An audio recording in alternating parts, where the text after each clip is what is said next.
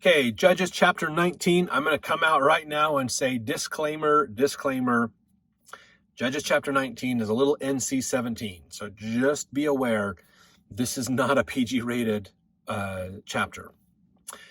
This is, again, going to give us a great insight into the wickedness of the Israelites. So just letting you know, okay, what's coming. All right, so in this chapter, Levite's concubine returns to her father. Her husband takes her back. They lodge overnight in Gibeah. The men of Gibeah abuse the concubine. She dies. The Levite husband cuts her into pieces, 12 pieces, and sends them to the tribes of Israel.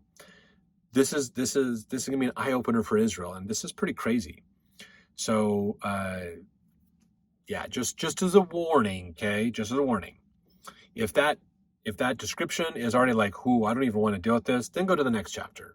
But there are some good lessons that we're going to learn out of this, but it is kind of a gruesome chapter, just so you're aware. So bear with me on this one. Verse 1, and it came to pass in those days when there was no king in Israel, and that there was a certain Levite sojourning on the side of Mount Ephraim. And remember, we learned about an Levite who left Bethlehem, Judah, went up to Mount Ephraim, became a priest, and then left with the Danites to become a priest to them as well, who took him a concubine out of Bethlehem, Judah. So he's got a concubine with him, basically. He's got a girlfriend on the side, kind of a thing, that is with him. Now, the Levites were not allowed, they had to be really strict and religious, but he's got a girl with him, basically, a concubine. Verse 2, and his concubine played the whore against him, and went away from him unto her father's house to Bethlehem, Judah, and was there 4 whole months.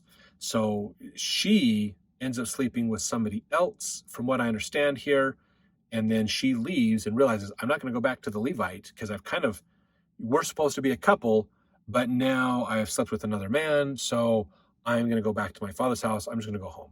I'm not going to deal with the Levite and the stuff that's up there.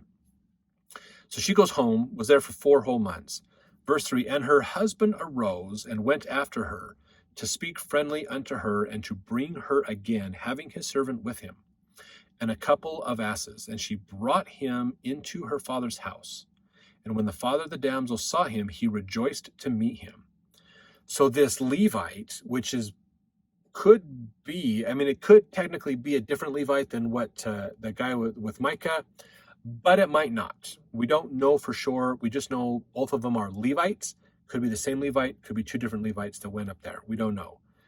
But this Levite this is a fascinating story. There really is. While this is totally gruesome, this is a very fascinating story. If we think of the Levite, okay, so think of it symbolically, think of the Levite as being, because he is a priest unto God, think of him like being Christ, and think of his wife as being Israel, as all of us, basically.